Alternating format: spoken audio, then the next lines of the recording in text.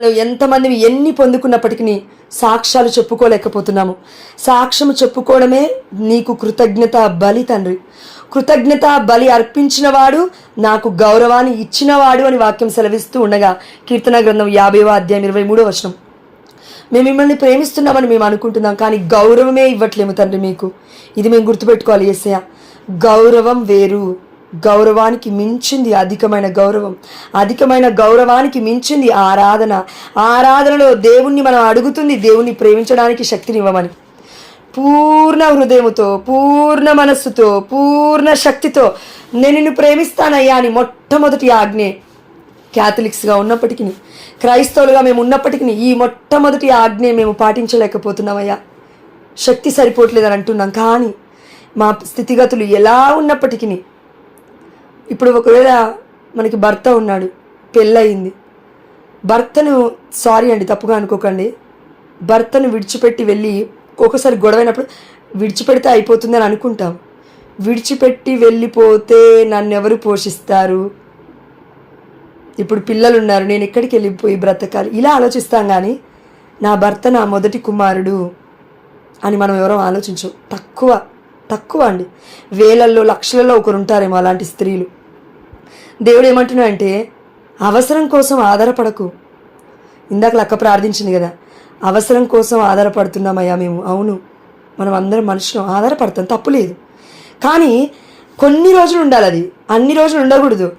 మెల్లమెల్లగా మనకి అవసరం వచ్చినప్పుడు దేవుడి దగ్గరికి వచ్చినప్పుడు మనం నేర్చుకుంటాం ఎక్కడ పడిపోతున్నామా అని. దేవుడు మనకి నేర్పుతాడు. అప్పుడు అయా నేను ఇందులో ఇన్ని రోజుల నుంచి దేవుడి యొక్క వాక్యం మనకి సెలవిస్తుంది. మనం ఎక్కడ బలపడాలి, ఎక్కడ మనం స్టాండర్డ్గా నిలబడాలి, ఎక్కడ మనం పిల్లర్ వేసుకోగలగాలి, ఎక్కడ దేవుడిపై మనం ఆధారపడాలి, ఎక్కడ ఎవరిపైన ఆధారపడకూడదు అని దేవుడు ఆల్రెడీ మనకి చెప్పాడు. మనుషులపై ఆధారపడివాడు శాపగ్రస్తుడు అని, దేవుణ్ణి విడనాడి మనుషుడిపై ఆధారపడేవాడు శాపగ్రస్తుడు, దేవుడిపై ఆధారపడేవాడు ధన్యుడు. ఈ వాక్యం మా హృదయంలోకి చొచ్చుకొని వెళ్ళట్లేదంటే దానికి కారణం మా హృదయం మొత్తము ప్రాపంచిక ఆలోచనతో నిండిపోయింది తండ్రి. ఇంకేం చేస్తాలే దేవుడు. ఎందుకంటే మనము మన జీవితాన్ని కంప్లీట్గా సాతానికి ఇచ్చేసామండి. కొంతమంది, మీ అందరం కాదు, కొంతమందితో దేవుడు కొన్ని రకాలుగా మాట్లాడతాడు, ఇంకొంతమందితో ఇంకొక రీతిగా మాట్లాడతాడు. అన్ని వాక్యాలు ఒక్కరికే సంబంధించినవి కాదండి, మనం కరెక్ట్గా అర్థం చేసుకోవాలి వాక్యాన్ని. ఫర్ ఎగ్జాంపుల్ కొంతమంది ఏమంటామంటే ఇలా మాట్లాడారు కదా, అది నీకు కాకపోయి ఉండొచ్చు. గ్రూప్లో ఇంతమంది జాయిన్ అయినప్పుడు ఒక్కొక్క వాక్యం ఒక్కొక్కరి హృదయానికి తగులుతుంది తప్పక. అన్ని వాక్యాలు తగలకపోతుండొచ్చు అండి, కానీ మనం జీవించడానికి సరి చేస్తూ ఉంటుంది దేవుడి యొక్క వాక్యము. కాబట్టి మనం ప్రేమించాలంటే మనం ఏం చేయాలి? దేవుణ్ణి ప్రేమించాలంటే మనం ఏం చేయాలి? ఈరోజు దేవుడు చెప్తూ ఉన్నాడు, అన్యులకి మనకి తేడా ఏంటి? అన్యులకి సువార్త తెలీదు, అన్యులకి యేసయ్య ఎప్పుడు మరణించాడో తెలీదు, ఎప్పుడు పుట్టాడో తెలీదు, క్రిస్టమస్ ఎప్పుడో తెలీదు. తెలిస్తే ఏదో చెప్తే వింటూ ఉంటారు వాళ్ళు అంతే. కానీ క్రిస్టమస్ ఎలా వచ్చిందో తెలీదు, మరియ తల్లి గర్భం నుండి దేవుడు ఎలా వచ్చాడో తెలీదు. సువార్త అంటే యేసుప్రభువారు మరణించాడు, ఇదిగో సమాధి చేయబడ్డాడు, పునరుత్థానుడయ్యాడు, ఇదిగో ప్రపంచానికి రక్షకుడుగా దేవుడుగా 3వ రోజున లేసాడు, కాబట్టి ఆదివారం రోజున సబాత్ డే అని పరిశుద్ధమైన గ్రంథం చెప్తుందని వారికి అర్థం కాదు. ఎందుకంటే వారికి టీచింగ్స్ తెలీదు, బోధన తెలీదు. కాబట్టి దేవుడు వారిని తప్పక క్షమిస్తాడు. అందుకే మన కళ్ళ ముందున్న అన్యులు ఎందుకు అంత గొప్పగా ఎదుగుతున్నారంటే వారికి దేవుడు అంటే ఎవరో తెలీదు, కానీ నీతి న్యాయంగా బ్రతకడానికి ప్రయత్నిస్తున్నారు. నీతి న్యాయముగా బ్రతకడానికి కొంతమంది ప్రయత్నిస్తారు, అందరూ కాదండి, కొంతమంది ప్రయత్నిస్తున్నారు. అందుకే దేవుడు ఏమంటాడంటే ఉన్నవాడికి అతిగా ఇవ్వబడుతుంది, లేనివాడికి ఉన్నది కూడా తీసివేయబడుతుంది. మనందరికీ దేవుడు ఏం చెప్తున్నాడంటే ఉన్నవాడికి అధికముగా ఇవ్వబడుతుంది, లేనివాడికి ఉన్నది కూడా తీసివేయబడుతుంది. అంటే ఏంటి? లేనివాడికి అంటే ఇక్కడ ఆధ్యాత్మికంగా చూద్దాం, ఆధ్యాత్మికంగా మనం ఆలోచిద్దాం. అదేంటంటే పౌలు గారు ఒక సందర్భంలో అపోస్తల కార్యముల దగ్గరికి రండి. ఇప్పుడు అపోస్తల కార్యములు 13వ అధ్యాయము 44వ వచనము. మరుసటి విశ్రాంతి దినమున దాదాపు పట్టణములోని ప్రతి వ్యక్తియు ప్రభువు వాక్కును వినుటకు వచ్చును. చూడండి, అక్కడ వాళ్ళు ఏ ఫ్లెక్సీలు వేయలేదు, ఏ బ్యానర్లు పెట్టలేదు, కానీ పౌలు గారు దేవుడి యొక్క పరిచర్యకు తిరుగుతూ ఉన్నాడు. దేవుడు మొత్తాన్ని వాళ్ళందరినీ అట్రాక్ట్ చేశాడు, అక్కడికి వచ్చేలాగున చేశాడు. పట్టణంలో ప్రతి వ్యక్తియు ప్రభువు వాక్కును వినుటకు వచ్చెను. ప్రభువు వాక్కు ఎవరి నోట పెట్టాడు అంటే పౌలు గారి నోట పెట్టాడు. అందుకే దేవుడే అక్కడికి అందరిని పిలుస్తూ ఉన్నారు. ఆ జన సమూహము చూచినప్పుడు యూదులకు అసూయచే కన్ను కుట్టెను. చూడండి, యూదులంటే ఎవరు? మనలాగా వాక్యము తెలిసిన వాళ్ళే, మనలాగా ప్యూర్ జ్యూస్, అంటే వాక్యం తెలుసు. అదేవిధంగా పాత నిబంధన మొత్తము తెలుసు.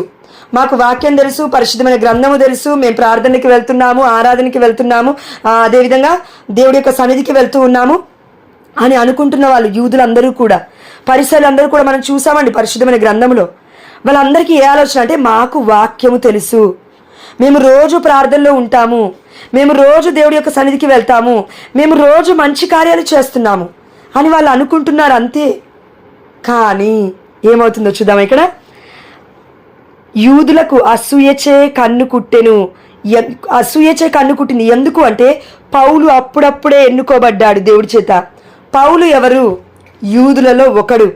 ఈ యూదులంతా ఎవరి మీద తిరగబడుతున్నారు ఇప్పుడు అంటే పౌలు మీదే తిరగబడుతున్నారు. ఎందుకు? సత్యాన్ని పట్టుకున్నాడు పౌలు, సత్యాన్ని బోధిస్తున్నాడు పౌలు.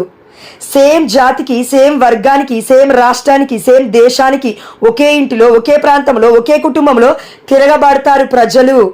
అయినప్పటికీ నువ్వు నేను కూడా భయపడాల్సిన అవసరం లేదు. ఎందుకంటే ఆల్రెడీ పరిశుద్ధమైన గ్రంథము చెప్తుంది, ఎవరూ కూడా వారి ఇంటిలో ఉన్న వ్యక్తుల చేత ఇదిగో సన్మానించబడరు కొన్ని సమయాలలో. అదేవిధంగా వారి కుటుంబంలో, వారి యొక్క గృహాలలో, వారి యొక్క ప్రాంతంలో, వారి యొక్క గ్రామంలో వారు దీవించబడరు. ఎందుకంటే వారు అసూయచే కన్ను కొట్టే వారిలాగా ఉన్నారు. ఇదిగో చూడండి, వారికి అసూయచే కన్ను కుట్టేను. Thank you Lord, thank you Jesus, thank you, thank you, thank you, thank you. Touch touch touch touch touch my tongue Lord. Lord glorify your name Lord by yourself Lord. తండ్రి నీకు మహిమార్థకరంగా వాక్యాన్ని మార్చుకునే తండ్రి. Lord fill me with the gift of wisdom and the knowledge and the gift of understanding in the mighty name of Jesus I asked and received Lord. ఆమేన్, హల్లెలూయా. దేవుడి యొక్క వాక్యం సెలవిస్తుంది ఇక్కడ, యూదులకి అసూయచే పౌలుపై కన్ను కుట్టెను. కాబట్టి వారు తిరగబడుతుంది పౌలు గారికి అనుకుంటున్నారు. కానీ బిడ్డలు ఏం చేస్తున్నారు తెలుసా? దేవుడి వాక్యానికి తిరగబడుతూ ఉన్నారు. దేవుడి వాక్యానికి తిరగబడడం అంటే ఏంటి చూద్దాం లాస్ట్ వర్షం వరకు. ఓకేనా? 46వ వచనము. అయినను ఎక్కడున్నాం మనం? అపోస్తుల కార్యములు 13వ అధ్యాయం 46వ వచనం.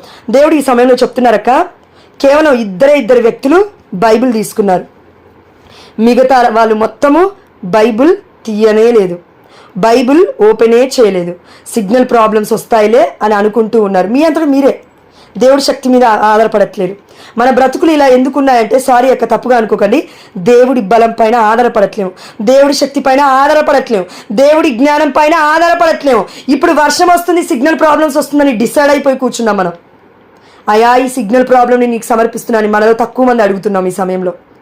ఇన్ని రోజుల నుంచి వాక్యం వింటున్నావు, ఇన్ని రోజుల నుంచి క్యాథలిక్స్ అని చెప్పుకుంటున్నావు, ఇన్ని రోజుల నుంచి పుట్టు క్రైస్తవం అని చెప్పుకుంటున్నావు. వాక్యం చదవడానికి ఓపికే లేదు మనకి, వాక్యం ఓపెన్ చేయడానికి ఓపికే లేదు మనకి. వాక్యం ఎక్కడో ఉంది, ఎందుకు బద్ధకం, లేజినెస్, గిడ్డినెస్. తల తిరుగుతుందా అమ్మ? దేవుడు అడుగుతున్నాడు. తిరుగుతూనే ఉంటుంది అలా. వాక్యం చదివేంత వరకు అది ఆగదు. సారీ అండి తప్పుగా మాట్లాడుతున్నట్లయితే, కానీ గట్టిగా మాట్లాడకపోతే, గద్దించకపోతే ఎవరమో వినం మాట, ఎవ్వరు వినరు. అయితే పౌలు గారు ఎలా మాట్లాడుతున్నారు చూడండి, 46వ వచనము. అయినను పౌలు బర్నబా మిక్కిలి ధైర్యముతో ఎలుగెత్తి ఇట్లనిరి. ఏమంటున్నారంట చూడండి, ఇది వాక్యం మనందరికీ అవసరం అండి. దేవుని వాక్కు మొదట మీకు చెప్పబడవలసి ఉండెను. ఎవరికంట? యూదులకు. ఎవరి యూదులు? అన్నీ తెలుసు. క్యాథలిక్ టీచింగ్స్ అన్నీ తెలుసు, క్యాథలిక్స్ గురించి అన్నీ తెలుసు, యేసయ్య అంటే అన్నీ తెలుసు, వాక్యం అంటే తెలవకుండా ఏమీ లేరు. అదేవిధంగా దేవుడి యొక్క దివ్యమైన బలి ఆరాధన అంటే అన్నీ తెలుసు. అన్నీ అన్నీ అన్నీ తెలుసండి. పిల్లలకు కూడా చెప్పడానికి కూడా నోరు రాదు, కానీ మనకి అన్నీ తెలుసు. మనకి అన్నీ తెలుసు అని మనం అనుకుంటున్నాం కాబట్టి దేవుళ్ళు ఆనందించలేకపోతున్నాం. ఎవరు ఆనందిస్తారంటే దేవుల్లో, నాకు ఏమీ తెలియదయ్యా, నాకు ఆనందాన్ని నేర్పించు, నాకు ఏమీ రాదయ్యా, నాకు నేర్పించయ్యా, నాకు ఏం చేయాలో తెలియట్లేదయ్యా, నన్ను కట్టయ్యా, నా కుటుంబాన్ని కట్టయ్యా. ఇలా మనం అడిగితే దేవుడు నేర్పిస్తాడు. అందుకే దేవుడు చూసి ఇప్పుడు మనం బాధలో ఉండొచ్చు అక్క, లేదంటే అప్పుల బాధలో ఉండొచ్చు తల్లి, no problem, not at all a problem. దేవుడి శక్తి పైన ఆధారపడట్లేవు, దేవుడి బలాన్ని చూడట్లేవు, దేవుడి సాన్నిధ్యాన్ని అనుభవించట్లేవు. కేవలం మన ప్రార్థనలు బయటి వాళ్ళని ఓదార్చడానికి మాత్రం ఏదో అప్పుడప్పుడు సిద్ధపడుతున్నాం అంతే. కానీ అంతరంగంగా మన హృదయం ఎలా ఉందో దేవుడు చెప్తున్నాడు. ఈరోజు చూడండి, ఇదిగో దేవుని వాక్కు మొదట మీకు చెప్పబడవలసి ఉన్నాను. ఎవరికి? యూదులకి. అంటే మనందరికీ అనుకోండి కొద్దిసేపు, ఎందుకంటే మనం ఆల్రెడీ ఎంతో మంది క్యాథలిక్స్ అయి ఉన్నాం, పుట్టు క్రైస్తవం అని చెప్పుకుంటున్నాం. అయితే మనందరితో దేవుడు ఏం మాట్లాడుతున్నాడో చూడండి అక్క, ఎంత గొప్ప మాటను. కానీ మీరు అనగా మనందరినీ దేవుడు చెప్తున్నాడు ఈరోజు, కానీ మీరు దానిని తిరస్కరించి మీరు నిత్య జీవనములకు అయోగ్యులుగా చేసుకున్నచే మేము మిమ్ము విడిచి అన్యుల యుద్ధకు పోవచ్చున్నాము. ఆమేన్, హల్లెలూయా. Lord, thank you Jesus, thank you, thank you, thank you, thank you, thank you, thank you. అక్క, ఇందులో జాయిన్ అయిన వాళ్ళలో ఎంతమంది మరి ఇప్పటివరకు మనం వాక్యాన్ని బోధిస్తున్నామో ఆ దేవుడికే తెలుసు, మనకి తెలియదు. దేవుడు ఒకటి చెప్పమంటున్నాడు. ఇందులో పరిచారకులుగా దేవుడు వాక్యాన్ని చెప్తున్నవారు కాదు, చెప్పాలి అనే ఆశ ఉంది చూడండి మనసులో, వారిని దేవుడు అన్యులకి కూడా వాక్యాన్ని చెప్పడానికి ఎన్నుకోబోతున్నాడు, కొన్ని ప్రదేశాలకు కూడా పంపబోతున్నాడు అని చెప్పమంటున్నాడు. It is a prophecy from God. ఇది ప్రవచనం దేవుడి దగ్గర నుంచి. ఆమేన్, హల్లెలూయా. చెప్పుకోండి మీ మనస్ఫూర్తిగా దయచేసి. ఎస్, అదే దేవుడు ఏం చెప్తున్నా అంటే, మీరిప్పుడు వాక్యాన్ని తిరస్కరించారమ్మా. అయితే మీరు వాక్యాన్ని తిరస్కరించారు కాబట్టి ఏమవుతుందంటే, మీరు నిత్య జీవితమునకు అయోగ్యులుగా చేసుకున్నారు. అయితే మేము మిమ్మల్ని విడిచి అన్యుల యొద్దకు వెళ్తున్నాము. ఎందుకు వెళ్తున్నారంటే, అన్యులు అంటే ఎవరు? ఇప్పుడే ఫస్ట్లో మనం చెప్పుకున్నాం, సువార్త తెలియదు బిడ్డలకి, యేసయ్య ఎందుకు చనిపోయాడో తెలియదు బిడ్డలకి, పాపం అంటే పరిపూర్ణంగా అర్థం కాదు బిడ్డలకి. అంటే వాక్యము తెలిస్తేనే కదా అర్థమయ్యేది, వాక్యము వింటేనే కదా అర్థమయ్యేది, కన్నతల్లి అయిన కథోలిక శ్రీ సభలోకి వెళ్తేనే కదా, గురువులు చెప్తేనే కదా, ఇలా మన ప్రవక్తలు చెప్తేనే కదా మనకు వాక్యం అర్థమయ్యేది. అయినప్పటికీ ఆ బిడ్డలకి దేవుడు గొప్ప అనుభూతి ఇస్తున్నాడు. అదేంటంటే 47వ వచనం, ఏలయనా ప్రభువు మాకు ఈ ఆజ్ఞను ఇచ్చినాడు. పౌలు గారు అంటున్నాడండి, పౌలు గారితో పాటు బర్నబాకి కూడా, అక్కడ ఉన్న అపోస్తులకు కూడా దేవుడి బిడ్డలకి దేవుడు ఒక ఆజ్ఞ ఇచ్చాడంట. ఏ ఆజ్ఞ? మీరు అన్యులకు వెలుగై ఉండుటకును ప్రపంచమంతటికి రక్షణ మార్గమై ఉండుటకును నేను మిమ్మల్ని నియమించుకొని ఉన్నాను. ఆమేన్, హల్లెలూయా. దేవుడు చెప్తున్నాడక్క, ఎవరెవరైతే ఇప్పటి వరకు క్యాథలిక్ టీచింగ్స్ కాపాడబడాలి, దేవుడి బిడ్డలుగా మనం జీవించాలి అని మన హృదయంలో కూడా ప్రయాసపడి ఎంత దూరమున్న ప్రదేశాలకి వెళ్తున్నామో, ఎక్కడికి వెళ్ళినా, ఇద్దరున్నా సరే, ముగ్గురున్నా సరే, నలుగురున్నా సరే, వాక్యము పంచుకుంటున్నామో, విసుగు లేకుండా పరిచర్య చేస్తున్నామో, వాళ్ళకి దేవుడు చెప్తున్నమాట, ఇప్పటి వరకు మీరు క్యాథలిక్స్కి చెప్పారు, ఇప్పటి వరకు మీరు యూదులకి అంటే పుట్టు క్రైస్తవం అని చెప్పుకుంటున్న వారికి వాక్యాన్ని చెప్పారు. ఇప్పుడు నేను మిమ్మల్ని ఏం చేస్తానంటే, వారి దగ్గర నుంచి దూరం చేయబోతున్నాను. దూరం చేసి వారికి వాక్యము కరివేయేలాగా చేస్తే వాక్యం గొప్పతనం అప్పుడు అర్థమవుతుంది. అన్యులేమో ఆవురావురమంటూ చూస్తూ ఉన్నారంట వాక్యం గురించి. ఎక్కడుందని చూస్తున్నారా? చూడండి, 47వ వచనం, అపోస్తుల కార్యం 13వ అధ్యాయం 47వ వచనం. ప్రభువు మాకు ఈ ఆజ్ఞను ఇచ్చి ఉన్నాడు, మీరు అన్యులకు వెలుగై ఉండాలి, ప్రపంచమంతటికి రక్షణ మార్గమై ఉండాలి, నేను మిమ్మల్ని నియమించుకున్నాను. 48వ వచనం వండర్ఫుల్ అండి. అన్యులు దీన్ని విని ఎంతో సంతోషించిరి. ఆ ప్రసంగం ఎక్కడ జరుగుతుంది? దేవుడి దేవాలయము దగ్గర పౌలు బర్నబాలు వచ్చి ప్రసంగిస్తున్నారు, ఎలుగెత్తి పలుకుతున్నారు, ఇదిగో యూదుల్లారా, ఇదిగో క్రైస్తవులారా, ఇప్పటి వరకు మీరు విర్రవీగుతున్నారేమో, ఇదిగో మాకు వాక్యం తెలుసు, మాకు దేవుడు తెలుసు, సువార్త తెలుసు, అన్నీ తెలుసు అంటున్నారేమో. అయితే నా బిడ్డల్ని ఇక్కడ నేను ఎందుకు పంపించానంటే, అన్యులకి సువార్త ప్రకటించడానికి. ఇక ముందు నుండి క్యాథలిక్స్కే కాదు, అన్యులకి కూడా. అన్యులంటే ఎవరండి? ప్రాటెస్టెంట్స్ వాళ్ళు కూడా అన్యులే అక్క. దయచేసి వాక్యం కరెక్ట్గా అర్థం చేసుకోండి. ప్రాటెస్టెంట్స్ వాళ్ళు కూడా అన్యులే. ఎందుకు? కథోలిక శ్రీసభ క్రీస్తు శిరస్సు అయి ఉన్నాడు, క్రీస్తు శరీర భాగాలుగా మనం అందరం ఉన్నాము.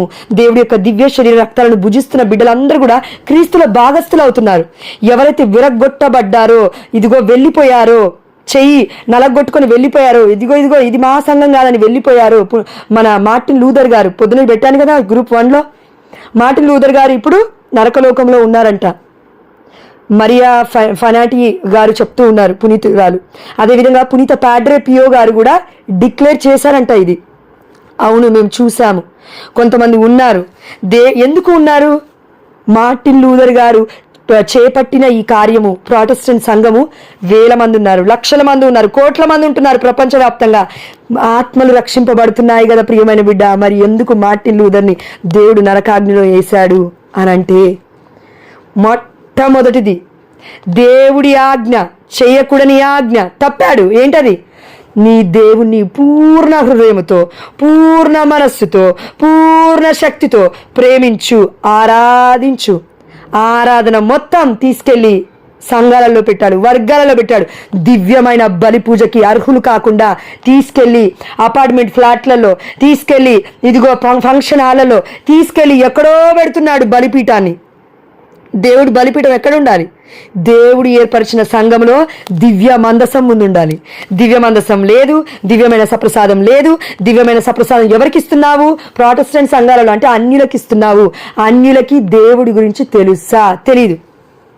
అన్యులకి దేవుడి శరీరం గురించి తెలుసా? తెలీదు. అన్యులకి దేవుడి రక్తం అంటే తెలుసా? తెలీదు. ఇప్పుడు వారు అయోగ్యకరంగా తీసుకోవడానికి యోగ్యుడు ఎవరయ్యారు అంటే మన గొప్ప వ్యక్తి అయిన మార్టిన్ లూథర్ గారు అయ్యారు.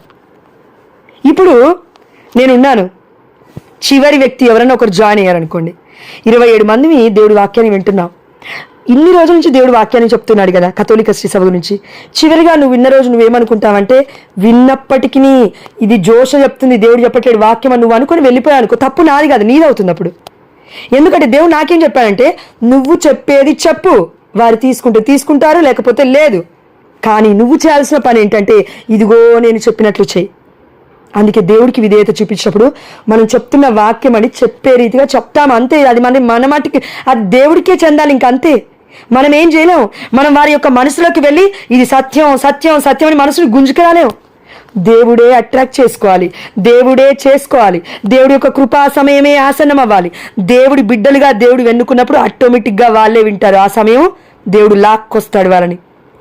అందుకే మార్టిన్ లూథర్ గారు ఎందుకున్నారు నరకలోకంలో అంటే, ఘోరమైన పాపము. ఇంతమంది లక్షల మంది ప్రజలను ప్రాటెస్టెంట్ సంఘాల తర్వాత ప్రాటెస్టెంట్ లూథర్ మార్టిన్ ఏదైతే చేశాడో ఏదో దాని దగ్గర నుంచి డివిజన్ ఏర్పడింది. మళ్ళీ ఇంకోటి వర్గం ఏర్పడింది, ఇంకోటి విడగొట్టుకున్నారు, ఇంకోటి ఏర్పడింది, ఇంకోటి విడగొట్టుకున్నాడు, ఇంకోటి ఏర్పడింది. ఇలా కొన్ని వర్గాలు డివిజన్స్ అయిపోయాయి. క్యాథలిక్ కన్నతనైన కథోలిక శ్రీ సభ ఒకటే ఉండాలి, సంఘం ఒకటే ఉండాలి, ఒకే కాపరి, ఒకే మంద. యోహాను సువార్త 10వ అధ్యాయం 16వ వచనంలో మనం చూస్తున్నాం. ఒకే కాపరి, ఒకే మంద. నువ్వు ఒక్క కాపరిని చెడగొట్టి వేలాది మంది బిడ్డని గొర్రెపిల్లని మొత్తం చెదరగొడితే దేవుడు ఊరుకుంటాడా? ఊరుకోడమ్మా. ఇది ఘోరమైన అతిక్రమం. దివ్యమైన ఆరాధన దివ్య బలి పూజ మాత్రమే. నువ్వెంత ఆరాధన చేసినా, ఇంట్లో చేసినంత మాత్రాన, దేవుడి యొక్క సన్నిధి వచ్చినంత మాత్రాన అక్కడే దివ్య బలి పూజ పెట్టుకుంటావా ఏంటి? చేస్తావా అమ్మ? నువ్వు ఒక స్త్రీగా, అయ్యా ఒక పురుషుడిగా నువ్వు చేయగలుగుతావా? పెళ్లి చేసుకున్న ఒక వ్యక్తికి ఆ అర్హత ఉందా? పాత నిబంధన దాటిపోయింది, కొత్త నిబంధనలోకి వచ్చాము. ప్రధాన యాజకుడైన మన యేసయ్య చెప్తున్నాడు ఈ మాటలు. కాబట్టి ఇదిగో నేను ఇప్పటి వరకు మీకు చెప్పాను ప్రియమైన బిడ్డలారా, క్యాథలిక్స్, పుట్టు క్రైస్తవులారా, మీకు చెప్తున్నాను, అర్థం కావట్లేదు మీకు వాక్యం. దేవుడి దివ్య శరీరం గురించి అర్థం కావట్లేదు, దివ్య రక్తంలో ఉన్న గొప్పతనం అర్థం కావట్లేదు. 24 గంటలు తిండి వ్యామోహము, లేదంటే ధన వ్యామోహము, లేదంటే అన్ని అద్భుతాల గురించి. అయితే దేవుడు ఏమంటున్నాడక్క, దయచేసి విందామక్క ఈ మాట. ఎవరిని బాధ పెట్టడం కాదు. ఇదిగో మనం అందరం ఇది క్లెయిమ్ చేసుకోండి ప్లీజ్ అక్క. జాయిన్ అయిన వాళ్ళందరూ ప్రతి ఒక్కరు క్లెయిమ్ చేసుకోండి. మీరు ఒకవేళ ఇప్పటి వరకు అనుకోకపోయినా పరిచర్య నా దేవుడు మన అందరికి సొత్తు అక్క. అది ప్రతి ఒక్కరి సొత్తు. అది పరిచర్య ఎవరి నుదుట పైన రాసి పెట్టి లేదది.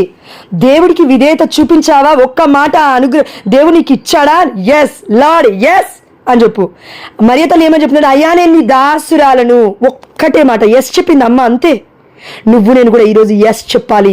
శ్రమలలో ఉన్నావా, బాధలలో ఉన్నావా, కష్టాలలో ఉన్నావా, కన్నీళ్ళలో ఉన్నావా, ఎలాంటి పరిస్థితిలో ఉన్నా దేవుడి చిత్తానికి ఎస్ చెప్పు. ఆ చిత్తము నిన్ను అనేకులకి ఆశీర్వకరంగా మారుస్తుంది. నువ్వు వెళ్తున్న స్ట్రగుల్స్ అవి ఏవైనా సరే బిడ్డ, దేవుడు చెప్తున్నాడు ఈరోజు ఇది క్లెయిమ్ చేసుకోండి. అదేంటి? అపోస్తుల కార్యములు. మేము రోజు పొద్దున 3 గంటల సమయంలో దేవుడు ఉద్దేశించిన కార్యము నెరవేరాలి అని అపోస్తుల కార్యములు 13వ అధ్యాయం 47వ వచనం ఎత్తి ప్రార్థిస్తాం అక్క. కొంతమందికి తెలుసు మన గ్రూప్లో. ఏలయనా ప్రభువు మాకు ఈ ఆజ్ఞ ఇచ్చను. నాతో పాటు చెప్పుకోండి, మీరు మనసులో మ్యూట్లోనే ఉండి చెప్పుకోండి. మీరు అన్యులకు వెలుగై ఉండుటకును, నేను అన్యులకి వెలుగై ఉండుటకును, ప్రపంచమంతటికి నీ రక్షణ మార్గమై ఉండుటకును దేవుడు నన్ను నియమించుకున్నాడు. ఆమేన్, హల్లెలూయా. In the mighty name of Jesus I asked and received right now. ఆమేన్, హల్లెలూయా. ఇక ముందు మనం ఇప్పటి వరకు క్యాథలిక్స్ సంఘాలలో మన కన్నతనైన కథోలిక శ్రీ సభలో వాక్యాన్ని బోధించాం. అయితే దేవుడు అంటున్నాడు, కొన్ని సంవత్సరాలు దాటిపోయిందమ్మా, నువ్వు నేను దేవుడి యొక్క వాక్య పరిచయని పట్టుకొని పరితపిస్తూ ఉన్నాము. దేవుడి యొక్క ఆత్మ దాహముతో మనం ఉన్నాము. హృదయం రగులుతూ ఉంది. Hearts on fire, feet on the move. ఎలా వెళ్ళాలి, దేవుడి పరిచయం ఎలా చేయాలి అని మనలో చాలా మందికి ఉందండి. అలాంటి బిడ్డలందరికీ క్యాథలిక్స్ టీచింగ్స్ చెప్పినప్పటికీ అర్థం కావట్లేదని చెప్తున్నాడు దేవుడు. ఇప్పుడు నేనేం చేస్తానంటే ఐఎమ్ గోయింగ్ టు సపరేట్ అంటే తీసుకెళ్ళి ఎక్కడో వేస్తానని కాదండి. God is going to use us abundantly in the mighty name of Jesus. ఎవరికైతే క్యాథలిక్స్ టీచింగ్స్, దేవుడి యొక్క వాక్యం కరెక్ట్గా మనకి పరిశుద్ధాత్మ దేవుడు రివీల్ చేశాడో వాళ్ళని దేవుడు అన్యుల ముందుకి తీసుకెళ్లబోతూ ఉన్నాడు. ప్రాటెస్టెంట్స్ ముందుకి తీసుకెళ్లబోతూ ఉన్నాడు. దేవుడి సత్యమైన వాక్యాన్ని పరిచర్ని ప్రకటించబోతున్నాడు. ఎవరికంట? అన్యులకి వెలుగైనటకును, ప్రపంచమంతటికి నీ రక్షణ మార్గమై ఉన్నట్టుకు. ఆమేన్, హల్లెలూయా. మనం అనుకోవచ్చు, అయ్యో అదేంటి, ఇంట్లోనే రక్షణ లేదు, ఇంటిలోనే వెలుగు లేదు, ఇంటిలోనే బ్రతుకు లేదు, ఇంటిలోనే ఇలా ఉంది అనుకో. ఇంకా అట్లే అనుకో. దేవుడు బాధపడుతున్నాడమ్మా. లేదు లేదు లేదు లేదు అంటుంటే లేదు అన్నట్టుగానే ఉంటుంది. దేవా, ఈరోజు నువ్వు ఇచ్చినందులకు నీకు స్తోత్రము. అయితే కీర్తన గ్రంథం 2వ అధ్యాయం, ఇది మానవుడికి అసాధ్యము కానీ దేవుడికి అంతయు సాధ్యమే. లూకా 1:37 మనం చూసాము. అంతయు దేవుడికి సాధ్యమే. మరియ తల్లితోనే దేవదూత చెప్తుందంటే ఇంకా మనతో మనుషులతో ఇంకెంత గొప్పగా చెప్పాలి. ఆ దేవాది దేవుడి అయిన తల్లితోనే దేవుడు చెప్తున్నాడు, దేవుడికి అసాధ్యమైనది ఉన్నదా? లేదు. నీతో నాతో కూడా దేవుడు ఏం చెప్తున్నా అంటే, కీర్తన గ్రంథం 2వ అధ్యాయం 7-8 వచనాలు, నీవు నా కుమారుడవు, కుమార్తెవు నువ్వైతే, నేడు నేను నిన్ను కనియుంటిని. Lord give us the birth today. ఆమేన్, హల్లెలూయా. మనల్ని నూతనంగా దేవుడు ఈరోజు కన్నాడు. మన నూతన హృదయాన్ని మనకి ఇచ్చాడు. నూతన సృష్టిని మనము కలిగి ఉన్నాము ఈ రోజున. ఎందుకంటే దేవుడి మీద ఉన్న విశ్వాసాన్ని బట్టి, నమ్మికని బట్టి. 8వ వచనము, నన్ను అడుగుము, నేను జాతులనెల్లా నేను నీకు ధారాదత్తముగా చేసేదను. ఆమేన్, హల్లెలూయా. God is going to use us abundantly in the mighty name of Jesus as a light to the world, as a salvation to the world. దేవుడు అంటున్నాడు, మనల్ని వెలుగుగా ఈ ప్రపంచానికి, రక్షణ దూతగా ఈ ప్రపంచానికి పరిచయం చేయబోతున్నాను అని వాగ్దానం ఇస్తున్నాడు. ఎత్తిపట్టి ప్రార్థించు ప్రియమైన బిడ్డ. ఆమేన్, హల్లెలూయా. దేవుడు ఇచ్చేసాడు ఆల్రెడీ, మనం పొందుకున్నాము. ఇది బలంగా విశ్వసించిన వాళ్ళకి జరగబోతుంది. It's a prophecy from God today. మన సిల్వీ ఫాదర్ గారు ఒకటి చెప్తుంటే నేను విన్నానండి చాలాసార్లు. అంటే 2-3 నెలలైంది నేను సిల్వీ ఫాదర్ వాక్యం వినక. ఆ సమయంలో దేవుడు నన్ను బలంగా దర్శించిన సమయం ఏంటంటే, నేను వాక్యం చెప్పడం మానేశాను, ప్రవచనం చెప్తున్నా అన్నాడు. నేను దేవుణ్ణి అడిగాను, అయ్యా నీ ప్రవచనం చెప్పాల్సిన అవసరం నాది కాదు తండ్రి, అది నీది. నువ్వు కాపాడుకోవాలంటే నీ బిడ్డల్ని ప్రవచనాలు చెప్పాలి, అద్భుతాలు చేయాలి, రక్షణ పొందుకోవాలి.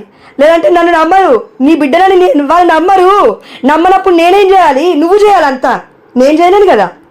దేవుడు ఏమనంటే, నా బిడ్డలు ఎక్కడికైతే వెళ్ళి వస్తారో అక్కడ ఆ ప్రదేశాలలో నేను అద్భుతాలు చేస్తాను, వారి యొక్క ఇంటిలలో, వారి యొక్క గృహాలలో అద్భుతాలు చూస్తారు అన్నాడు. కానీ ఇక్కడ ఒక ట్విస్ట్ ఉంది. అదేంటంటే 5వ అధ్యాయం 13వ వచనం చూడండి, మీరు భూమికి ఉప్పు వలె ఉన్నారు. ఉప్పు తన ఉప్పదనమును కోల్పోయిన ఎడల దానిని తిరిగి పొందలేదు. చూడండి, మనల్ని దేవుడు ఏమంటున్నాడంటే ఉప్పుతో పోలుస్తున్నాడు. ఉప్పు అంటే ఏంటి? ఒక క్యారెక్టర్, అది ఒక గుణగణం. అది దానికి ఉన్న గుణం ఏంటంటే ఉప్పుకి గుణం ఏంటంటే ఉప్పదనం కలిగి ఉండడం. ఒక క్రైస్తవుడికి ఒక గుణం ఏంటంటే క్రీస్తుని కలిగి ఉండడం. ఒక క్రైస్తవుడు జీవించే జీవిత విధానం ఎలా ఉంటుందంటే క్రీస్తుని చూపించగలుగుతుంది తప్పక. కాబట్టి నీలో ఉప్పుందా? ఒక యాడ్ లాగా కాదండి, మామూలుగా చెప్తున్నాను. నీలో ఉప్పుందా? నీలో నాలో ఒక క్రైస్తవుడిగా ఉప్పుందా? ఉప్పదనం అయిపోయిందా? చచ్చిపోయామా? దేవుడు అంటున్నాడు ఈ రోజున, ఓ క్రైస్తవుడా, ఓ క్రైస్తవురాలా, నీలో ఉప్పు గుణముందా? నీలో వెలిగించబడే గుణముందా? లేదంటే ఉప్పు మొత్తం అయిపోయిందా? అంటే ఉప్పదనం మొత్తం కోల్పోయావా? ఉప్పదనం అంటే విశ్వాసం లేదు, క్రీస్తులో ప్రేమ లేదు, క్రీస్తులో విధేయత లేదు, క్రీస్తులో అణకువ లేదు, క్రీస్తు కార్యాలు చేస్తాడనే విశ్వాసమే కాదు, నిరీక్షణే కాదు, ప్రేమే కాదు, అసలు దేవుడి పట్ల నమ్మకమే లేదు. నమ్మకానికి విశ్వాసానికి చాలా తేడా ఉందండి. నమ్మకం అంటే ఒక వ్యక్తి నమ్మకం కలిగిస్తే నేను నీతో ఉంటాను అని భర్త చెప్తారు చూసారు, అది నమ్మకం. జీవితాంతం ఉంటాను అని ఆజ్ఞ ఇవ్వడం, ఆజ్ఞ ఇన్ ద సెన్స్ మనకి సాక్రమెంట్స్లో దివ్య సంస్కరణలో భర్త భార్య ప్రమాణాలు చేసుకున్నప్పుడు ఒక వాగ్దానం ఇవ్వడం, నేను నీతో ఉంటానమ్మా, వ్యాధిలోను బాధలోను సుఖములోను కష్టములోను ప్రతి సమస్యలో నేను నీతో ఉంటానయ్యా, నువ్వు భర్తకిస్తావు, భర్త భార్యకిస్తాడు. దాన్ని కట్టుబడి ఉండడం నమ్మకం. కానీ దేవుడి దగ్గరికి వచ్చేసరికి విశ్వాసం ఇంకా అధికమైనది. ఎలాంటి విశ్వాసం తెలుసా ఇది? ఇప్పుడు భర్త నీతో పాటు ఉన్నన్ని రోజులే నీకు నమ్మకం. సారీ అండి, తప్పుగా తీసుకోకండి, జరగకుండా ఉండును గాక మన పట్ల. కానీ ఎవరైనా భర్త చనిపోయాడు అనుకోండి, ఆ భర్తతోటి వెళ్ళిపోతుంది కదా ఆజ్ఞలన్నీ. వేరే బిడ్డలు పెళ్లి చేసుకోవట్లేదా? 20-25 ఏళ్ళు ఉన్న ఆ బిడ్డలు పెళ్లి చేసుకోవట్లేదా? నీకు నిగ్రహశక్తి లేకపోతే పెళ్లి చేసుకోమని దేవుడు చెప్తున్నాడు, తప్పు లేదని చెప్తున్నాడు. మరి ఆ బిడ్డ అలానే నాశనం అవ్వాలా? లేదు కదా, జీవితం ఉంది కదా బిడ్డకి, చేసుకుంటుంది. అంటే వేరే వ్యక్తి మీదకి ఇప్పుడు నీకు దృష్టి మారింది. కానీ దేవుడి పట్ల మన నమ్మకం అలా లేదు, దేవుడి పట్ల మన విశ్వాసం అలా లేదు. దేవుణ్ణి మార్చలేవు. దేవుడు ఒకటి దేవుడు కాకపోతే ఇంకో దేవుడు, ఇంకో దేవుడు కాకపోతే ఇంకో దేవుడు అని పోతున్నావా ఏంటి అమ్మ? దేవుడు అంటున్నాడు, నేను ఒక్కడినే, నేను ఒక్కడినే, నేను ఒక్కడినే. పునీత పౌలు గారు అంటున్నారంట, ఎఫెసీలోనో కొలెస్సీలోనో ఎక్కడ ఉందండి వాక్యం, ఆ లేఖనాలలో, ఇదిగో నువ్వు మా దగ్గరికి వచ్చి ఎందుకు వాక్యాన్ని బోధిస్తున్నావు, నీకెవరు చెప్పారు, నీకెవరు అధికారాన్ని ఇచ్చారంటే పౌలు గారు అన్నారంట, నేను ఈ యొక్క గ్రామంలోకి వస్తున్నప్పుడు, ఈ ఊరిలోకి వస్తున్నప్పుడు అక్కడ తెలియని పీఠము అనుంది, తెలియని దేవుని బలిపీఠము అనుంది. అయితే ఆ తెలియని దేవుడి గురించి మాట్లాడడానికి మీ దగ్గరికి వచ్చాను. అన్యులైనా బాగుపడుతున్నారండి తెలియని దివ్యమైన బలిపీఠం దగ్గరికి వచ్చి. క్రైస్తవులు, క్రీస్తు బిడ్డలు, క్యాథలిక్స్ అనుకున్న వాళ్ళు బాగుపడట్లేరు, ఎదగట్లేరు అంటే దానికి కారణం ఏంటంటే, నాకు అన్నీ తెలుసు, నేను క్రైస్తవుని, నేను ఏది చెప్పినా దేవుడు ఉంటాడు. దేవుడు చెప్తే నువ్వు వినడం కాదు, నేను వినడం కాదు. విధేయత అవిధేయత వైపు వెళ్తూ ఉంది. వెలుగు ఇదిగో చీకటి వైపు వెళ్తూ ఉంది. ఉప్పు ఉప్పదనాన్ని కోల్పోతుంది. ప్రియమైన బిడ్డ జాగ్రత్త. దేవుడికి ఒక కంప్లైంట్ ఉందంట మనందరి పైన. అదేంటంటే దర్శన గ్రంథంలో చెప్తున్నాడు కదా, లవోదిక సంఘంతోటో దేనితోటో చెప్తూ ఉన్నాడు. ఏమని అంటే, ఇదిగో నా బిడ్డలు మొదటి ప్రేమను నా పైన చూపించలేకపోతున్నారు. మొదటిగా ఉన్న ప్రేమ నా బిడ్డలకి నా పైన లేదు. మొదటి ప్రేమ అంటే ఏంటంటే, మొట్టమొదటిగా జ్ఞానస్నానం తీసుకున్నప్పుడు, అంటే ఈ రోజుల్లో జరుగుతున్న విషయాలు నేను చెప్పేది. క్యాథలిక్స్ వైపు వస్తే మొట్టమొదటిగా మన జ్ఞానస్నానం తీసుకున్నప్పుడు చిన్నపిల్లలు, మనకేం తెలియదు, అమ్మ నాన్న చెప్తేనే తెలుస్తుంది. పెద్దయిన తర్వాత జ్ఞానస్నానంలో ఏ పేరు ఉంది అని చెప్తేనే తెలుస్తుందండి. మన పుట్టుక కూడా తల్లిదండ్రులు చెప్తేనే, డేట్ ఉంటేనే తెలుస్తుంది. మనలో కొంతమందికి డేట్స్ కూడా తెలియదు, ఎందుకంటే ఏజ్డ్ అయిన వాళ్ళ అమ్మ నాన్న ఉన్నారు కాబట్టి. అయితే ఇది పక్క పెడితే, కాబట్టి జ్ఞానస్నానమైనా ఇంకా ఏదైనా అది తల్లిదండ్రులు చెప్తే తెలుస్తుంది. ఇప్పుడు నువ్వు నేను ఒక తల్లిదండ్రుల స్థానంలో ఉన్నాము, ఒక బిడ్డ స్థానంలో ఉన్నాము. వాట్ ఎవర్ యు ఆర్, నువ్వు నేర్చుకుంటున్నది అది ఏదైనా, నీ భర్తకి చెప్తున్నావా, నీ బిడ్డలకి చెప్తున్నావా, లేదంటే ఇందాక నేను అనుకున్నావు నీ భర్తే నీ మొదటి కుమారుడు. తిట్టినా కొట్టినా ఏదన్నా పర్లేదు చెప్పుకో, నా ఆత్మమా ప్రభుని స్తుతింపుము, నాలోని సమస్త శక్తులారా దేవుడి పవిత్ర నామమును కొనియాడు. నా ఆత్మమా దేవుని స్తుతింపుము, ఇదిగో దేవుడు చేసిన ఉపకారమును వేటిని మరవకుము. నీ వ్యాధులనెల్లా కుదుర్చును, నీ పాపములెల్లా మన్నించును, నిన్ను సమాధి నుండి కాపాడును అని దేవుడి యొక్క వాక్యం సెలవిస్తుంది 103వ కీర్తనలో. ఇవి కేవలం దేవుడు కృప చొప్పునే వచ్చాయి. మనం అందరం చేయాల్సిన పని ఏంటంటే, ఈ సమయంలో మనం ఏం చేయాలనుకుంటున్నాడు దేవుడు నీకు ఇప్పటి వరకు ఎన్ని వరాలు ఇచ్చాడో, నీకెన్ని ప్రేమ ఫలాలు ఇచ్చాడో నీకే అర్థం కావట్లేదు, నాకే అర్థం కావట్లేదు అని దేవుడు బాధపడుతున్నాడు. నువ్వు అడగలేదు వాటిని, నువ్వు పొందుకోవడానికి, నేను పొందుకోవడానికి అర్హత లేదు మనకి. అయినప్పటికీ దేవుడిచ్చాడు. ఎందుకు తెలుసా? కేవలం కథోలిక శ్రీ సభలో ఉన్నందుకు. ఎందుకు? పాప సంకీర్తనం ద్వారా నీకు ఒక గ్రేస్ కృప వస్తుంది. దివ్యబలి పూజలో నువ్వు పాల్గొనడం ద్వారా నీకు ఒక గ్రేస్ కృప వస్తుంది. ప్రతిరోజు ఒక ఆశీర్వాదాన్ని పొందుకుంటున్నావు. అదేవిధంగా ఆ యొక్క జ్ఞానస్నానం ద్వారా వచ్చింది, పాప సంకీర్తనం ద్వారా వచ్చింది. అదేవిధంగా పెళ్లి అనే సాక్రమెంట్ ద్వారా నీలో, నీ భర్తలో అవన్నీ, ఆ యొక్క లోపాలన్నీ పోయి దేవుడు శ్రేష్టమైన మేలులతో నింపాడు. ఇవన్నీ ఇప్పుడు పక్కకు పెట్టి దేవుని ఏమంటున్నావు అంటే, నువ్వు ఏమిచ్చావు నాకు.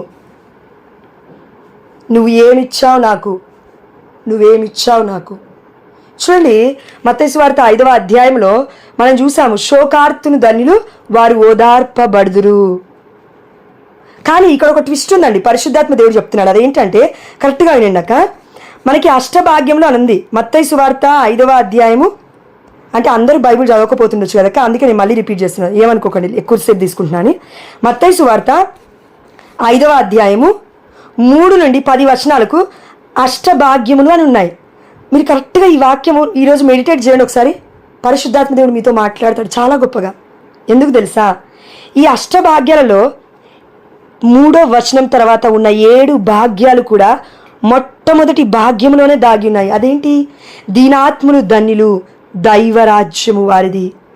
దీనాత్మ లేకపోతే, దీన మనస్సు లేకపోతే, ఆ యొక్క తగ్గింపు అండి, కరెక్ట్గా చెప్పాలంటే ఎగ్జాక్ట్గా తగ్గింపు, విధేయత, వినయము, విచక్షణ, వివేచన, విజ్ఞానము దేవుడి ఆత్మలో ఉంటుంది.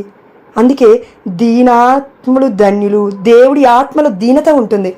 మనకు ఆల్రెడీ దేవుడు జ్ఞానస్నానం ఇచ్చినప్పుడే ఇచ్చాడు. పుట్టి పసికందులుగా తల్లి గర్భం నుండి బయటికి రాగానే 21 రోజులకే, కొంతమందికి ఇంకొన్ని రోజులకే.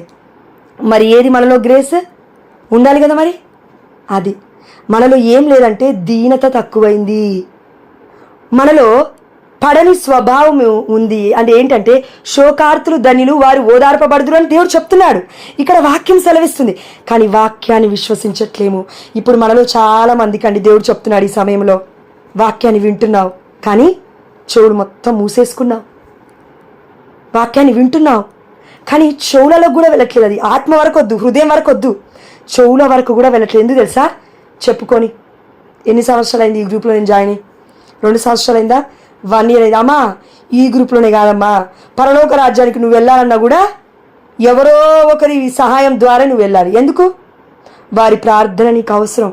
మనుషులం బలహీనులం, ఎవరి ద్వారానో నువ్వు వెళ్ళాలి దేవుడి దగ్గరికి. ఎవరి ద్వారా? ఇన్ ద సెన్స్ పరలోక రాజ్యానికి వెళ్తే యేసయ్య ద్వారా వెళ్ళాలి. యేసయ్య దగ్గరికి వెళ్ళాలంటే మరియ తల్లి మధ్యస్థ ప్రార్థన ద్వారా వెళ్ళాలి. మరియ తల్లి మధ్యస్థ ప్రార్థన కూడా మన ప్రార్థన మరియ తల్లి వినట్లేదు అంటే కనీసం పునీతుల మధ్యస్థ ప్రార్థన అయినా మరియ తల్లి వినగలగాలి.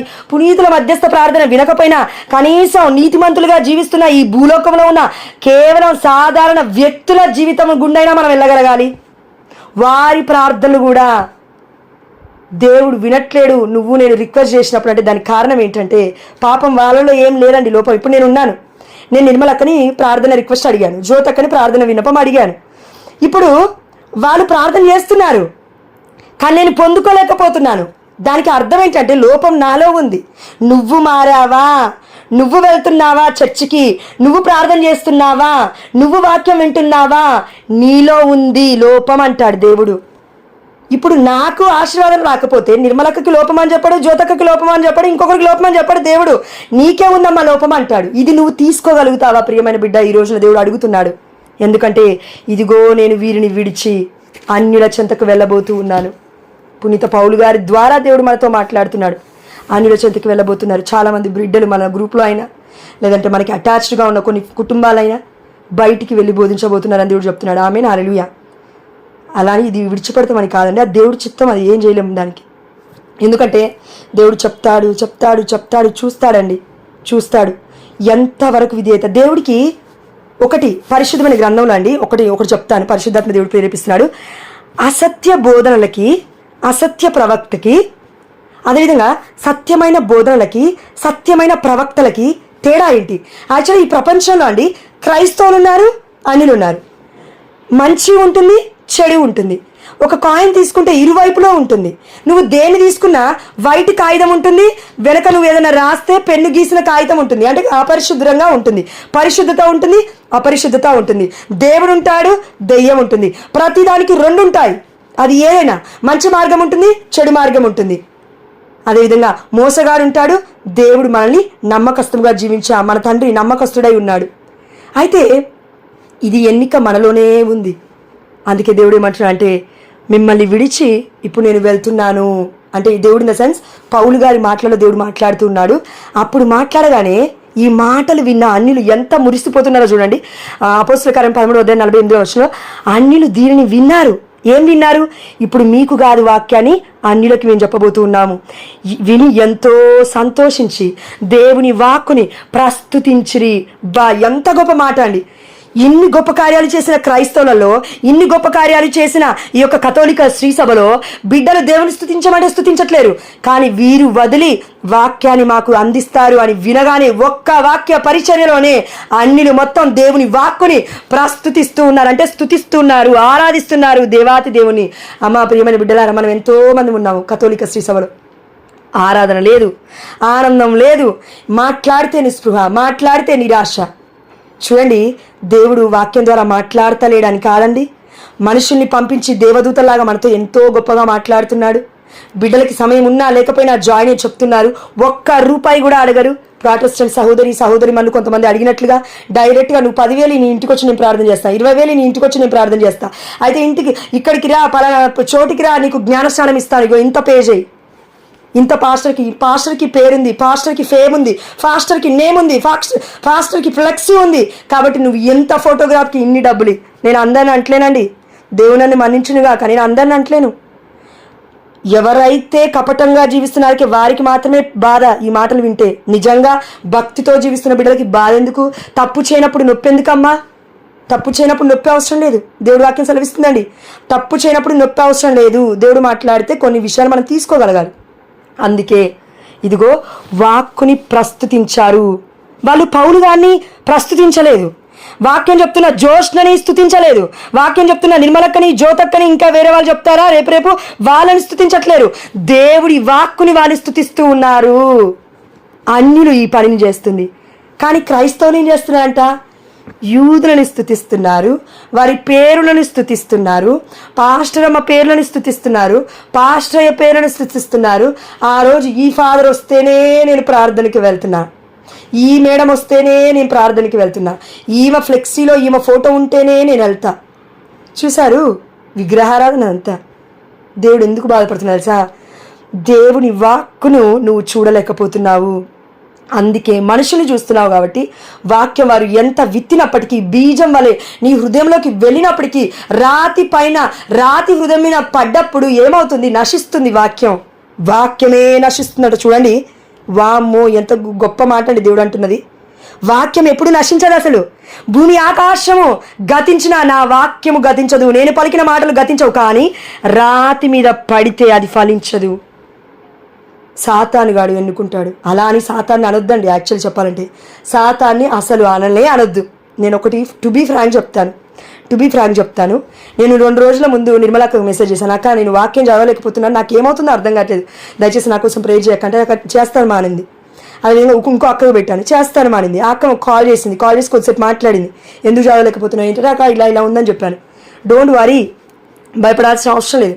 సమయము నువ్వు 3 గంటలకు లే, అన్ని సెట్ అవుతాయి, దేవుడు సెట్ చేసుకుంటాడు. ఒకప్పుడు నువ్వు వాక్యం చదవడానికి 5-6 గంటలు ఉండేది, ఇప్పుడు లేదు. అంటే ఏంటి? పొద్దున్న నేను లేవలేకపోయాను ఈ 2-3 రోజులు కూడా. మీ అందరూ తెలుసక్క 3 AM ప్రేయర్లో ఉన్న వాళ్ళకి గిడ్డినెస్, తల తిరుగుతూ ఉంటుంది, చేత కాదు, పడుకో.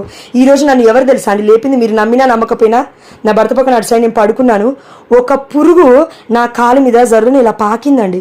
భయపడి దెబ్బకి లేసాను నేను. కరెక్ట్ చూస్తే ఇంతే ఉంది ఆ పురుగు, చిన్న పురుగు. అసలు చేతిలో కూడా కరెక్ట్ కనబడుతుందో లేదు, అది సన్న పురుగు. అది పురుగుని దేవుడు యూజ్ చేసుకున్నాడు నిద్ర నుంచి లేవట్టడానికి. ఈ సోమరిపోద్దాన్ని కరెక్ట్ మాట్లాడాలంటే, సారీ అక్క మిమ్మల్ని ఎవరిని అంటలేను, నేను అన్ను తిట్టుకుంటున్నాను. ఈ నీ సోమరిగా ఉన్న జోషని లేవనెట్టడానికి దేవుడు ఏం చేశాడంటే పురుగుని యూజ్ చేసుకున్నాడు. నేను అనుకుంటావు, అమ్మో ఆమెకి వాక్యమే తెలియదు, అమ్మో ఆమె మొన్ననే వచ్చింది క్యాథలిక్స్లోకి, అమ్మో ఆమె అన్నిరాలు. అవునా బిడ్డ, దేవుడు యూజ్ చేసుకుంటాడు చూడు. నీకు నాకు అనేకులకి ఆశ్చర్యకరంగా దేవుడు లేవనెత్తబోతున్నాడు చూడు. ఆమేన్, హల్లెలూయా. చాలా మంది పట్ల ఇది జరగబోతుంది. కాబట్టి మనం వాక్యం విత్తడం మన బాధ్యత, కానీ దానితో పాటు మనము వాక్యపరంగా ఆధ్యాత్మికంగా ఎదగాలి అంటే మన దగ్గర ఉండాల్సిన ఒకే ఒక్క ఆయుధం విధేయత. సాతానే లూసిఫర్కి విధేయత లేదు, అందుకే త్రొక్కివేయబడ్డాడు ఈ లోకంలోకి. ఇదిగో ఈ లోకాధిపతి వస్తున్నాడు, జాగ్రత్త అంటున్నాడు యేసయ్య. ఎందుకన్నాడు ఆ మాట? గర్జించు సింహం వలె. వాడికున్న అవిధేయత, వాడికున్న మోసపు తత్వము, వాడికున్న అపనమ్మకం మొత్తం మీ మీద రుద్దుతాడు. బలైపోకండి అమ్మ, ప్రార్థనలో జాగరూకులై ఉండండి, వాక్యము చదవండి, దివ్యబలి పూజకు వెళ్ళండి, పరిశుద్ధమైన జపమాలను ప్రార్థించండి. అయితే ఇవన్నీ బైబిల్లో లేవు కదక్క అంటారేమో, లేవు కదా సిస్టర్ అంటారేమో. పరిశుద్ధాత్మ దేవుడు నీకు చూపిస్తున్నాడు, నీతో మాట్లాడట్లేడా? నిజం చెప్పు. నీ మనసులో ఇప్పుడు నీకు తెలియట్లేదా? దేవుడు రోజు లెమ్మంటున్నాడు, దేవుడు రోజు ప్రార్థన చేయంటున్నాడు, దేవుడు పరిశుద్ధమైన జపమాల పట్టుకో అంటున్నాడు. నువ్వు పక్కకి వెళ్ళిపోతుంటే బైబిల్ పిలుస్తూ ఉంటుంది నిన్ను, రా రా రా రా రా అని తలుపు కొట్టినట్టుగా. అవ్వట్లేదా? అవుతుంది. కానీ నువ్వేం చేస్తున్నావు? ధిక్కరిస్తున్నావు. పరిశుద్ధాత్మ దేవుడు పిలుస్తాడు పిలుస్తాడు పిలుస్తాడు, పలకకపోతే ఏం విడిచిపెట్టాడు, కానీ యాక్టివేట్ అవ్వడు, మనలో నివసించాడు, మనలో ఎక్కువ రోజులు. సౌలులో నివసించాడా? ఏం చేశాడు? నేను దేవుడి కోసమే తెచ్చాను ఈ ఆభరణాలు, ఈ బంగారు పాత్రలు, ఇవన్నీ దేవుడి కోసం తెచ్చాను సమూయేలు అని చెప్తున్నాడు. ప్రవక్తకే అబద్ధం చెప్తున్నాడు సౌలు. సౌలుని అభిషేకించింది ఎవరు? సమూయేలు ప్రవక్త, దేవుడి ప్రవక్త. దేవుడి ప్రవక్తకి సౌలు అబద్ధం చెప్తున్నాడు. అబద్ధం చెప్పినాక ఏమంటున్నాడు? దాన్ని కప్పిపుచ్చుకోవడానికి నేను దేవుడికి బలి ఇవ్వడానికి తీసుకొచ్చా అంటున్నాడు. దేవుడు ఏం చెప్పాడు సౌలు? నీకంటే ఏమీ తీసుకురావద్దు, మొత్తం నాశనం చేయి, అన్యులదానంతా అని చెప్పాడు. అయినా నేను చేశాను తప్పు. ఇప్పుడు దేవుడు ఏమంటున్నాడంటే, అదే అన్యుల దగ్గరికి నా బిడ్డలు బంగారు పాత్రలు, నా బిడ్డలు గొప్ప వాళ్ళు అవుతారు. ఎందుకండి? దేవుడు యూజ్ చేసుకుంటాడు. మనుషుల వల్ల అవ్వదండి ఈ పరిచర్య. మనుషుల వల్ల అవ్వదు, ఎవరి వల్ల అవ్వదు, భర్త వల్ల అవ్వదు, భార్య వల్ల అవ్వదు, కుటుంబస్తుల వల్ల అవ్వదు. కేవలం నువ్వు అనే వ్యక్తి కరెక్ట్గా ఉంటే దేవుడు అనేకులకి ఆశీర్వకరంగా మారుస్తాడు. ఆమేన్ హల్లెలూయా. ఆ పరిచర్యకి అడ్డుగోడగా ఎవరైనా ఉంటే పక్కకు పెట్టేస్తాడు నా తండ్రి. ఆమేన్ హల్లెలూయా. ఇది నిజం, ఇది నిజమండి. ఇందాక గ్రూప్ 1లో నేను పునీత రీటమ్మ గారి యొక్క ఫోటో పెట్టాను. ఎంత గొప్ప వాక్యం అండి. నేను అన్నాను, కొన్ని రోజుల నుంచి అండి నేను బాధపడుతూ ఉన్నాను. అయ్యా, నువ్వు నాకు చెప్పిందేంటి, నేను చేస్తుందేంటి? నేను స్ట్రైట్గా మాట్లాడుతున్నాను, తప్పుగా అనుకోకండి.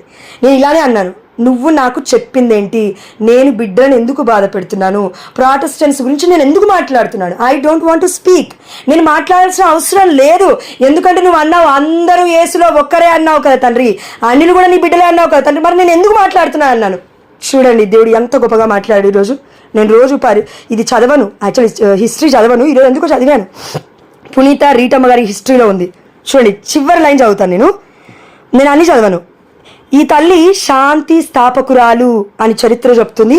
పెళ్ళైన తర్వాత భర్త తాగుబోతూ తిరుగుబోతూ, యాక్చువల్లీ ఆమె ఏమనుకుందంటే నేను మఠకన్యా స్త్రీని అవుతాను అనుకుంది. కానీ తల్లిదండ్రులకి విధేయించి తల్లిదండ్రులు బాధపడుతున్నారని ఏం చేసిందంటే, తాను వెళ్ళి అయ్యో నా తల్లి బాధపడుతుంది, అయ్యో నా తండ్రి బాధపడుతున్నాడు, ఏదైనా సరే పెళ్లి చేసుకుందాంలే అని మనసు నొప్పించుకొని అయినా సరే తల్లిదండ్రులకి విధేయత చూపించింది. ఆనాడు ఏ విధంగా అయితే యేసుప్రభువు వారు 12 సంవత్సరాల వయస్సులో వెళ్ళి తన తల్లికి తన తండ్రికి విధేయుడాయనో అదే విధంగా ఈ తల్లి చేసింది. దేవుడి పరిచర్య దేవుడు వదులుకుంటాడా? పెళ్ళయింది. అయిన తర్వాత కొన్ని సంవత్సరాలు గడిచిపోయాయి. భర్త తాగుబోతాడు అయ్యాడు, భర్త తిరుగుబోతు అయ్యాడు, భర్త నానాహింసలు పెడుతున్నాడు. 2 పిల్లలు, మగపిల్లలు పుట్టారు. ఎవరికి? రీటమ్మ గారికి. కానీ కథోలిక శ్రీ సభ ఏమని చెప్తుంది?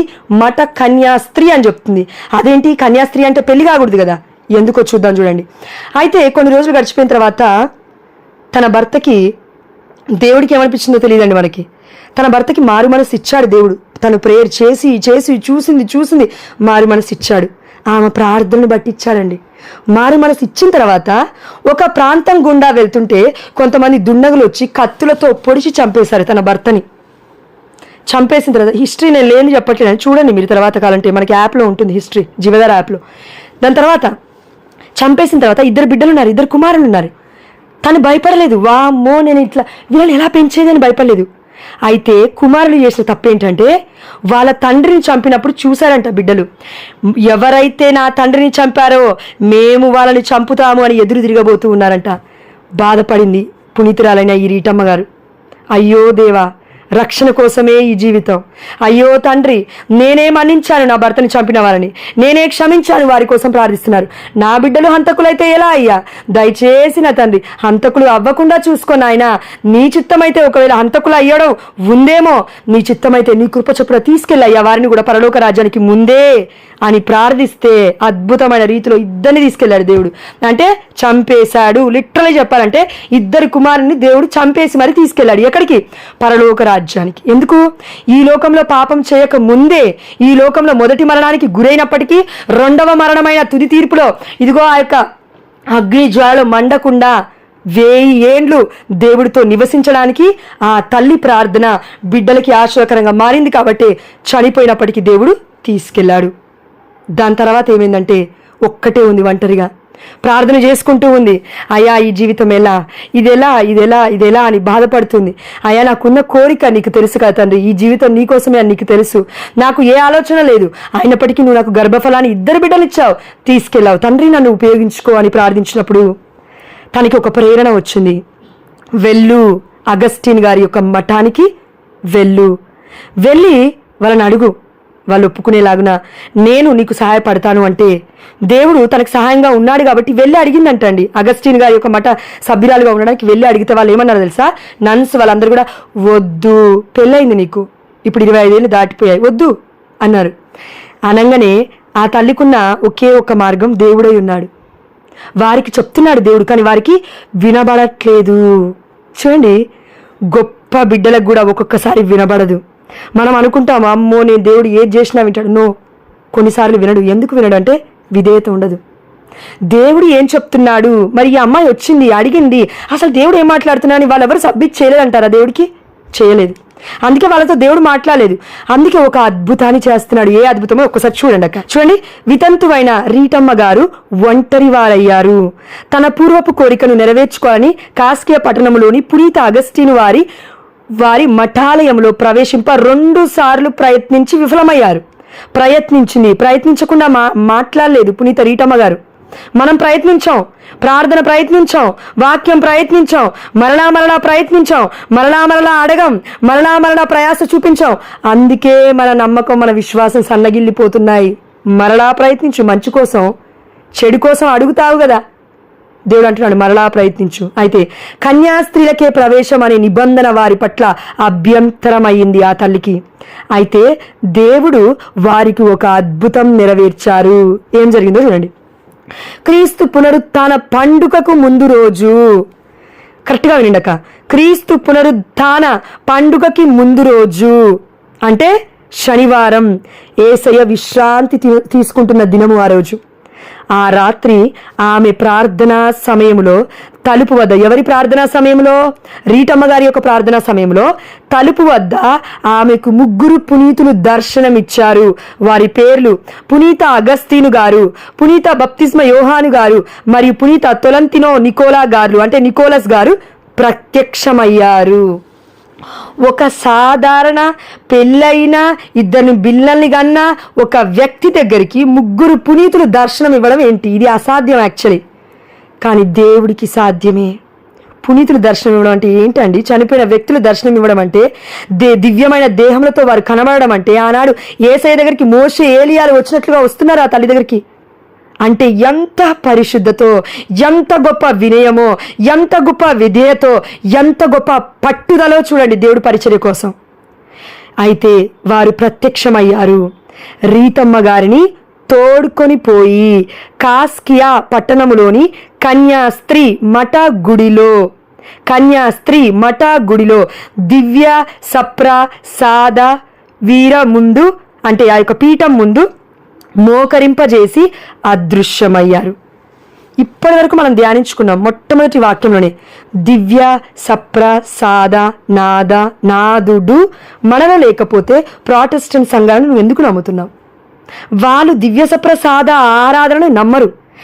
ఆ యొక్క కథోలిక శ్రీ సభలో ఉన్న 2 మూలాలు, యుద్ధాలని ఆపుతున్న మూలాలు, దివ్య సప్రసాద ఆరాధన ఒకటి, ఇదిగో జపమాల అనే ఆయుధం ఒకటి. ఈ రెండింటిని వారు నమ్మట్లేరు. అందుకే అన్యులకి కూడా అక్కడికి వస్తే, సంఘాలలోకి ఆ యొక్క వర్గాలకు వస్తే ఆ ఆటోలలో ఇచ్చి పంపిస్తున్నారు దేవుడి యొక్క దివ్య శరీరాన్ని, రక్తాన్ని. అమ్మా ఇది తప్పు. దేవుడి దివ్యమైన శరీర రక్తాన్ని భుజిస్తే అయోగ్యకరముగా 1 కొరింథీ 11వ అధ్యాయంలో దేవుడు అంటున్నాడు రోగస్తులగుతారు. మరి నీకు నాకే దేవుడు క్యాథలిక్ ట్రెడిషన్లో ఇది పెట్టినప్పుడు మరి బిడ్డలకి అన్యులకి తెలియకుండా తింటున్నారు, అనారోగ్యం పాలవుతున్నారు. ఎవరి మీదకి వస్తుంది? అది మార్టిన్ లూథర్ మీదకి రాదా? వస్తుంది. క్రియేట్ చేసింది ఎవరు? మార్టిన్ లూథర్ గారే కాబట్టి అందుకు నరకలోకంలో ఉన్నారు. అయితే ఇది పక్కన పెడదాం. రీటమ్మ గారిని తోడుకొని పోయి కాస్కియా పట్టణంలోని కన్యాస్త్రీ మఠ గుడిలో దివ్య సప్రసాద పీఠం ముందు మోకరింపజేసి అదృశ్యమయ్యారు. హైలైట్ ఏంటంటే యథాప్రకారం అంటే యాజ్ ఇట్ ఈస్గా రోజు జరుగుతున్నట్లే మఠకన్యా స్త్రీలు ఉదయకాల ప్రార్థన కోసం గుడి తాళం తీసి లోనికి రాగా వారికి రీటమ్మ గారు కనిపించారు. వారికి ఆశ్చర్యం వేసింది. ఎందుకు? గుడి తలుపులు మూసినట్లుగానే మూసున్నాయి. మఠకన్యాల స్త్రీల ఆ యొక్క సభ ఎలా ఉంటుందండి? అన్ని డోర్లు వేసి ఉంటాయి, ఎక్కడక్కడ తాళాలు వేసి ఉంటాయి. ఎవరు రావడానికి పర్మిషన్ ఉండదు. ఎవరైనా రావాలంటే పర్మిషన్ తీసుకొని రావాలి. కాబట్టి వారికి మ్యూట్లో పెట్టుకోండి అక్క దయచేసి. వారికి ఆశ్చర్యం వేసింది. తప్పక పరలోకపు పని అని గ్రహించారు. దేవుని చిత్తాన్ని అర్థము చేసుకున్నారు. అరుణ ఆంటీ దయచేసి మ్యూట్లో పెట్టుకోరా. ఇప్పుడు జాయిన్ అయిన అరుణ ఆంటీ. కాబట్టి విన్నాం కదక్క, దేవుడే అన్నాడు ఇన్ని గొప్ప మాటల్లో. మరి జోష్న నిన్ను బలపరిచిన వాక్యం ఏంటి? నువ్వు అన్నావు కదా ప్రాటెస్టెంట్స్ గురించి ఎదురుగా మాట్లాడదు. నెగిటివ్ నేనేం మాట్లాడట్లేనండి. ఇక్కడ దేవుడి యొక్క వాక్యం సెలవిస్తుంది. చూడండి, రీటమ్మ గారికి మఠంలో ప్రవేశం లభించింది. ఆ తల్లి చేసిన ప్రయత్నం ఏంటో చూడండి. వారు తమ పరిశుద్ధతలో దినదిన ప్రవర్తనమానమయ్యారు. అంటే దినదినం ఎదుగుతూనే వచ్చింది ఆ తల్లి. కొన్ని రోజులు గడిచిపోయాయి. రోజు రోజుకి చూస్తున్నప్పుడు గోడల మీద ఆ తల్లి దేవుడి యొక్క స్వరూపాన్ని చూసింది. ఎవరిని చూసిందంట? స్వరూపాన్ని చూసింది. దేని మీద చూసిందంట? స్లీవ పైన చూసింది. అయితే ఇప్పుడు చెప్పు, విగ్రహాన్ని చూస్తే మరి రీటమ్మ గారు ఎందుకు స్పందించారమ్మా? ఒకవేళ విగ్రహం అయితే అది. దాని తర్వాత ఏమైందో చూద్దాం. చూడండి, రోజుకి తన విశ్వాసం బలపడుతూనే వచ్చింది. ఒకరోజు ఆ అమ్మ స్లీవపై ఉన్న ఆ దేవుని చూసి ఇలా అనుకుందంట మనసులో. అక్కడ కాన్వెంట్ గోడపై ప్రభువు శ్రమల చిత్రం కనబడుతుంది. అది చూసినప్పుడు ఇలా రీటమ్మ గారు తనకి కూడా ఆ క్రీస్తు శ్రమల్లో భాగస్వామ్యం కావాలని ఆశించేవారు. చూడండి, తన ఆశిస్తూ ఉంది. అయ్యా, ఈ సంతోషం కాదు, ఈ ఆనందం కాదు, ఈ లోకరీత్యా కాదు, నువ్వు పొందుకున్నావు చూడు ఆ శ్రమ నాకు కావాలి. నువ్వు బాధపడ్డావు చూడు, అది నేను బాధపడాలి అని అడుగుతుంది. అందులో కొంచెమైనా నాకు ఇవ్వు అని. ఒకరోజు ఆయమ్మ అలా తలస్తూ ఉండగా, తలవడం అంటే అండి ఇది మనస్సు నుండి వచ్చిన డిజైర్, ఆలోచన, ఆ యొక్క గొప్ప ప్రేరణ, మనసు నుండి ఎంతో ఆనందంగా ఎంతో సంతోషంగా అంగీకరించి వచ్చిన ఆలోచన. అది తలస్తూ ఉండగా ప్రభువు శిరము పైగల ముళ్ళ కిరీటము నుండి ఒక దివ్య కాంతి కిరణం దూసుకొచ్చి ఆమె నొసుటకి వచ్చి తాకింది. ఆమె కనుబొమ్మపై ఒక ముళ్ళు గుచ్చుకున్నట్లు గాయమైంది. గ్రూప్ 1లో నేను ఇందాక సెండ్ చేశాను. ఆ తల్లి ఫోర్ హెడ్ పైన ఒక గాయంలాగా కనబడుతుంది. గ్రూప్ 1లో ఒకసారి చూడండి ఆ ఫోటో, మీరు చిన్న గాయంలాగా కనబడుతుంది. అది అలాగే ఉండిపోయి రోజుకి కుళ్ళిపోసాగింది. మనం ఇలాంటి పరిస్థితిలో ఉన్నామా? యేసయ్య కోసం శ్రమలను పొందే పరిస్థితిలో ఉన్నామా? వచ్చిన శ్రమనే అయ్యో అయ్యా తీసేయి, అయ్యో అయ్యా ఈ బాధ నా వల్ల కాదు, రోగము నా వల్ల కాదు అయ్యా అంటున్నారు మనుషులు. నీకు గర్భఫలం లేదా? అయితే ఇగో శాపం పాపం నిన్ను ఎండాడుతుంది, పో, నువ్వెంత ప్రార్థన చేసినా అవ్వవు, పో. మనుషులండి మాట్లాడుతున్నారు. వాళ్ళ మాటలు కావాలా నీకు? దేవుడి మాటలు కావాలా?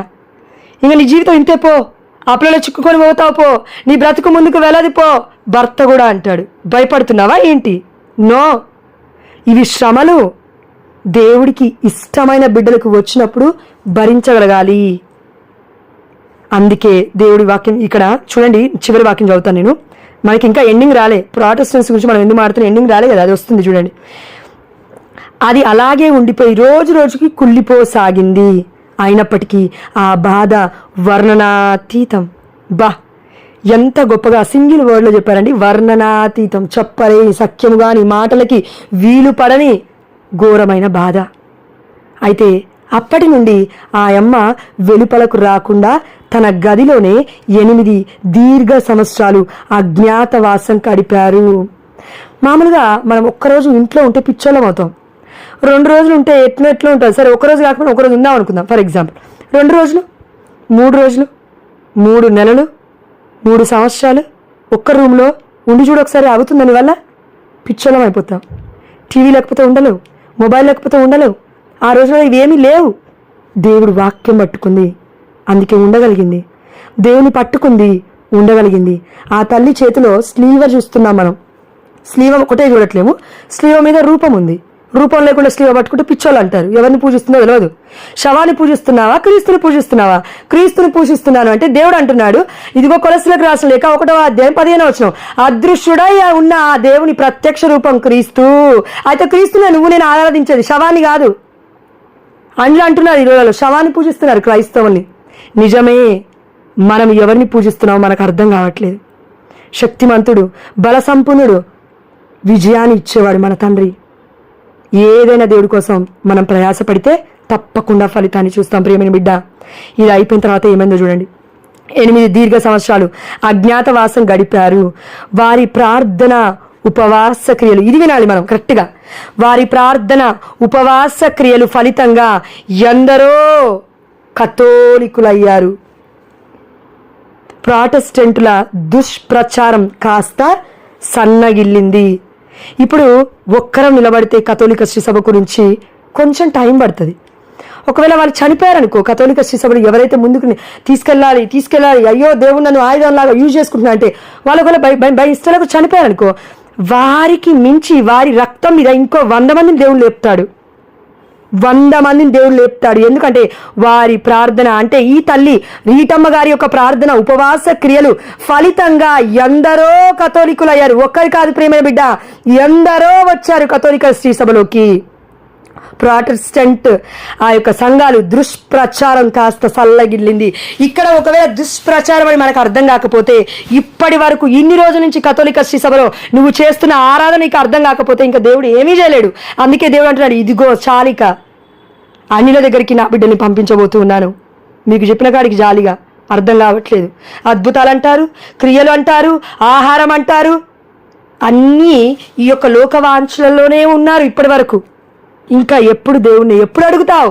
ఆధ్యాత్మికంగా నేను బలపడాలయ్యా, ఆధ్యాత్మికంగా నీ కోసం నిలబడాలి తండ్రి, ఆధ్యాత్మికంగా నా బిడ్డలకి నేను ఒక తల్లిగా కాదు నా తండ్రి, ఆధ్యాత్మికమైన తల్లిగా నేను మారాలి, నా బిడ్డలని గురువుల్ని చేయాలి, లేదంటే మఠకన్యాశ్రీలను చేయాలి, లేకపోతే గొప్ప ఆయుధాలుగా వాడుకో నా తండ్రి అని ఎప్పుడైనా ప్రార్థించావా? ప్రియమైన బిడ్డ, ఎన్ని రోజులు ప్రార్థించావు? Next question. నువ్వు అంటావు ఇన్ని రోజులు ప్రార్థిస్తూనే ఉన్నాను. నెక్స్ట్ క్వశ్చన్, ఎన్ని సంవత్సరాలు ప్రార్థించావు? ఎన్ని సంవత్సరాలు ప్రార్థించావు? పునీత మౌనికమ్మ గారు 17 ఏళ్ళు ప్రార్థించింది భర్త కోసం. దాని తర్వాత 15 సంవత్సరాలు బిడ్డ కోసం ప్రార్థించింది, అగస్టిన్ గారి కోసం. ఇప్పుడు చూడు, అగస్టిన్ గారి యొక్క మఠ సభలోనే ఈ తల్లి మనతో మాట్లాడుతుంది దేవుడి కృప చొప్పున. ఒక్క స్త్రీ మారితే అనేక మంది కథోలికులు రావడం, కథోలిక శ్రీసభలోకి రావడం ఏంటి? ఇది దేవుడి యొక్క పరిచర్య, మనది కాదు. మనం ఏం చేయలేం, అన్నీ దేవుడే చేస్తాడు. చివరి వాక్యం ఒక్కటి చెప్తానక్క, ఎందుకంటే ఈ వాక్యం చెప్పకపోతే బలపరచపడం మనం. ఎందుకు తెలుసా? సాతాను గారు మోసం చేస్తాడు, ఆ విషయం దేవుడికి తెలుసు. చూడండి, కొలస్సీలకు రాసిన లేఖ 1వ అధ్యాయము 24వ వచనం. నాకు ఈ వాక్యం చాలాసేపు మెడిటేట్ చేసినా కూడా అర్థం కాలేదక్క, బట్ ఎంతో కొంత ప్రయత్నిస్తాను. కొలస్సీలకు రాసిన లేఖ 1వ అధ్యాయము 24వ వచనం. ఎందుకంటే దేవుడు నాకు జ్ఞానం తక్కువ ఇచ్చాడు. చూడండి ఒకసారి. మీ కొరకు, పౌలు గారు అంటున్నారు, మీ కొరకు నేను పొందిన శ్రమలకు ఇప్పుడు నాకు ఆనందముగా ఉన్నది. క్రీస్తు తన శరీరమైన శ్రీసభ కొరకు పడిన బాధలలో, ఇక్కడ సందర్భం ఏంటంటే దైవ సంఘమునకి పౌలు చేసిన సేవ గురించి మాట్లాడుతున్నాడు, దేవుడి సంఘము గురించి మాట్లాడుతున్నాడు. మీ కొరకు నేను పొందిన శ్రమలకు ఇప్పుడు నాకు ఆనందముగా ఉన్నది. యేసయ్య శ్రమను పొందాడు కదా, పౌలు గారు ఎవరు పొందడానికి శ్రమలు? బిడ్డల కోసం పడాలి, కథోలిక శ్రీసభ నడిపింపబడాలి దేవుడి కృప చొప్పున, అంటే నలగొట్టబడాలి, విరగొట్టబడాలి, అనేకుల చేత అవమానకరమైన మాటలు తినబడాలి. అందుకే పాట ఉంది కదా, నలగొట్టబడతానయ్యా, విరగొట్టయ్యా, నన్ను త్రుంచయ్యా, నీ కోసం వాడుకో అయ్యా, పాత్రగా మార్చుకో అయ్యా. పాట పాడినంత ఈజీ కాదు పరిచర్య చేయడం, పాలు తాగినంత ఈజీ కాదు అన్నం తినడం. దాని తర్వాత తల్లి తినిపిస్తేనే, కరెక్ట్గా నేర్పిస్తేనే తింటుంది. చిన్న పసిపాపకి అన్నం పెట్టాలంటే చచ్చిపోతుంది. అదేవిధంగా దేవుడు మనల్ని సిద్ధపరుస్తున్నాడు, తర్పీదునిస్తున్నాడు. అదేంటంటే శ్రీసభ కొరకు పౌలు గారు పడిన బాధలలో, ఇది వినండి ఒక హైలైట్ వర్డ్ యాక్చువల్లీ ఇది, క్రీస్తు తన శరీరమైన శ్రీసభ. కథోలిక శ్రీసభని మనం ఏమంటున్నాము? Catechism of the Catholic church ఏమని చెప్తుంది అంటే, శ్రీసభకి యేసయ్య శిరస్సై ఉన్నాడు. అయితే తన శరీరమైన శ్రీసభ అంటే మనమందరము శరీర భాగస్థులుగా ఉన్నాము. వీరి కొరకు పడిన బాధలలో యేసయ్య వీరి కొరకు బాధపడ్డాడు. ఎవరి కోసం? శరీర భాగస్తులుగా ఉండడం కోసం బాధపడ్డాడు. దేవుడు వెళ్ళి విరగొట్టబడి నలగొట్టబడి అక్కడెక్కడో నువ్వు వెళ్ళి సంఘంలో వర్గంలో ఉండమని కాదు దేవుడు బాధపడుతుంది. సత్యాన్ని బోధించడానికి ఈ లోకానికి దేవుడు వచ్చేవాడే కాదు. ఒకవేళ నీ ఇష్టం వచ్చినట్టుగా నువ్వు వెళ్తే, అందుకే దేవుడు అంటున్నాడు పడిన బాధలలో, పౌలు గారి మాట, పడిన బాధల్లో క్రీస్తు ప్రభువు ఈ ప్రజల కొరకు పడిన బాధలలో కొదవుగా ఉన్నవారిని నా శ్రమల ద్వారా పూర్తి చేయించున్నాను. యాక్చువల్లీ ఇది కరెక్ట్గా ఆలోచిస్తే అండి వాక్యము తప్పు అనిపిస్తుంది మనకి. 2 విషయాలు మనం ఇక్కడ ఆలోచించాలి. తప్పుగా కనబడుతుంది. ఎందుకు తెలుసా? యేసయ్య చేసిన పరిచయలో కొదవేముంటుంది? పౌలు గారి వచ్చి శ్రమలు ఎందుకు పడాలి? యేసయ్య ఆల్రెడీ శ్రమలు పడ్డాడు కదా, ఈయన మన గొప్ప వ్యక్తి నువ్వు నేను అనుకుంటుండొచ్చు. పౌలు గారు ఏంటండి ప్రపంచం కోసం శ్రమలు పడుతున్నాడా?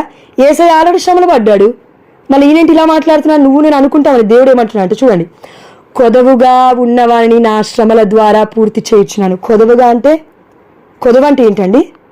బిడ్డలు అనేకులు వచ్చారు, వాక్యం ఇచ్చాను, పరిచర్య ఇచ్చాను, టీచింగ్స్ ఇచ్చాను, సత్యమైన బోధనలు ఇచ్చాను, ఉపదేశాలను ఇచ్చాను, అదేవిధంగా శాసనాలను ఇచ్చాను, అంటే వాక్యాలను అంటే ఆజ్ఞను ఇచ్చాను, అన్నిటినీ నేను ఇచ్చాను. పునీతుల్ని నేను ఇచ్చాను, ప్రవక్తలను నేను ఇచ్చాను, పరిచారకులను నేను ఇచ్చాను. అనేక మంది బిడ్డని ఉసిగొలిపి మరి ఇదిగో వాక్యాన్ని బోధించండి అని 2 ఆత్మ అభిషేకంతో నింపి పంపించాను. అయినప్పటికీ కొదవగా ఉన్నవారిని నా శ్రమల ద్వారా పూర్తి చేయుచున్నాను. కొదవ ఎక్కడుందంటే కథోలిక శ్రీ సభ నుంచి వెళ్ళిపోతున్న వారిలో ఉంది. ఆ కొదవని కంప్లీట్ చేయడానికి పౌలు గారు ఏం చేస్తున్నా అంటే, మీ కోసం నేను బాధలు పడుతున్నాను, మీ కోసం నేను ప్రార్థిస్తున్నాను, మీ కోసం నేను దేవుని స్తుతిస్తూ ఉన్నాను, మీ కోసం దేవుని నేను ప్రార్థిస్తూ ఉన్నాను. ఇదిగో దేవుడు మనల్ని పవిత్రమైన ఆ యొక్క సర్వత్వంలో, ఆ యొక్క పౌరసత్వంలో ఉండడానికి దేవుడు నన్ను ఎన్నుకున్నాడు. అందుకే నేనేం చెప్తున్నా అంటే, మీ కోసం నేను కూడా బాధపడుతున్నాను, నేను కూడా శ్రమలు పడుతున్నాను, నేను కూడా హింసలు పడుతున్నాను, నేను కూడా అవమానాలు పడుతున్నాను. అయితే ఈ పరిచర్య ఎంతమందికి ఆశీర్వకరంగా అయిందని మనం ఆలోచించిస్తే, పౌలు గారి పరిచర్య ప్రపంచం మొత్తం పాకిపోయింది. నువ్వు ప్రాటెస్టెంట్ అయినా సరే, అన్యుడవైనా సరే, క్యాథలిక్ అయినా సరే, పౌలు గారి మాట నోట రాకుండా ఏ ప్రసంగం నువ్వు చెప్పలేవు. ఎందుకంటే 13 నుండి 14 లెటర్స్ పౌలు గారే రాశారు. పౌలు గారు ఎక్కడికి వెళ్ళారు? అన్యుల దగ్గరికి వెళ్ళారు, యూదుల దగ్గరికి వెళ్ళారు, అందరి దగ్గరికి వెళ్ళి వాక్యాన్ని బోధించారు.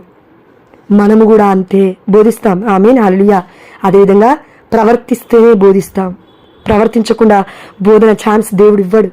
ఎందుకంటే మనమే ఒకవేళ వెలుగులాగా, మనమే ఉప్పులాగా మనం ఉండకపోతే ఏం పంచుతాం వేరే వాళ్ళకి వెళ్ళి? ఏమి ఇస్తాము వేరే వాళ్ళకి వెళ్ళి? వెలుగు ఇవ్వలేం. మనలో ఏముంటే మనం అదే ఇస్తాం. వెలుగును పొందుకుంటున్నావా? యేసయ్య నుంచి వెలుగు ఇస్తావు. రక్షణ పొందుకుంటున్నావా? యేసయ్య నుంచి రక్షణ ఇస్తావు.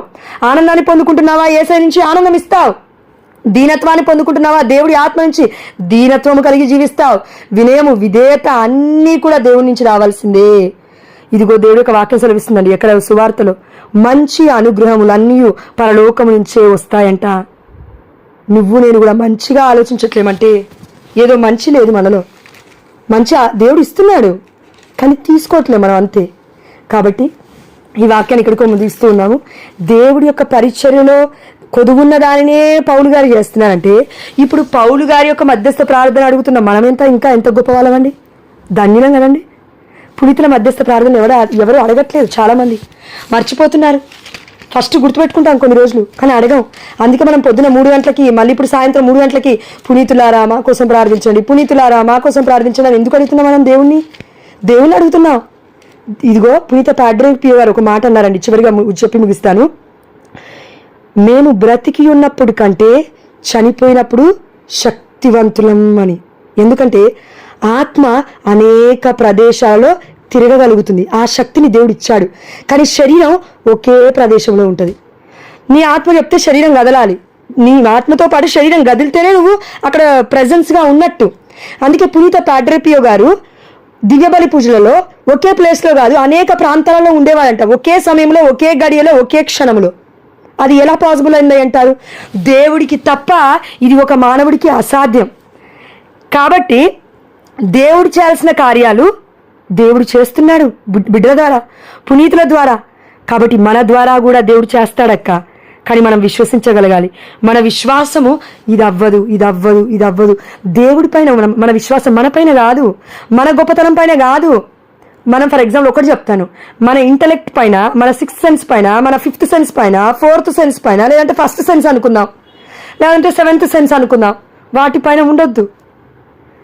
నా చదువు పైన నేను ఉండొద్దు, నా ఆలోచన పైన నేను ఉండొద్దు, బీటెక్ నన్ను ఉండొద్దు, నాకు రిపోర్ట్లు ఉన్నాయని ఉండొద్దు, లేదంటే సర్టిఫికెట్స్ ఉన్నాయని ఉండొద్దు, నాకు లాంగ్వేజ్ ఉంది కదా అని ఉండొద్దు, తెలుగు రాదు కదా అని కాదు, ఇంగ్లీష్ రాదు కదా అని కాదు, తమిళ్ రాదు కదా అని కాదు. అది ఏదైనా దేవుడే ఇస్తాడు. ఎందుకంటే ఆదికాండంలో బాబేలు గోపురం కడుతున్నప్పుడు దేవుడు ఏం చేశాడంట, ఆత్మను దించి అందరినీ అటు ఇటు వెలగొట్టి వారికి ఏ వాక్యం కూడా, ఏ మాట కూడా, ఏ భాష కూడా అర్థం కాకుండా చెదరగొట్టేశాడు. అదే అపోస్తుల కార్యంలోకి వచ్చేసరికి మనకి 2వ అధ్యాయం చూసాము, అగ్ని నాలుక వలె పరిశుద్ధాత్మ దేవుడు దిగి వచ్చినప్పుడు వారు అన్య భాషలలో మాట్లాడుతున్నారు అని. అగ్ని రూపంలో దేవుడు మన మీదకి రావాలంతే, కేవలం పరిశుద్ధాత్మ దేవుడు అభిషేకం. ఈ అభిషేకం అనేకులకి ఆశీర్వకరంగా మనల్ని లేవనెత్తబోతుంది. ఆమేన్, హల్లెలూయా.